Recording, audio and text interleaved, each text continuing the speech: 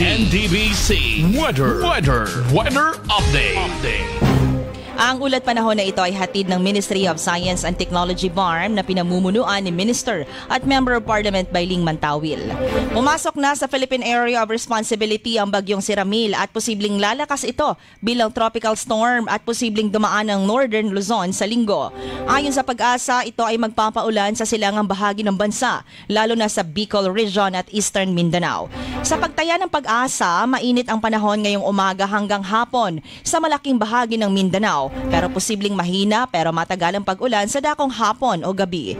Dulot ito ng localized thunderstorm sa Mindanao o pag-ulan, kulog at kidlat sa isang lugar pero mainit sa kalapit na bayan.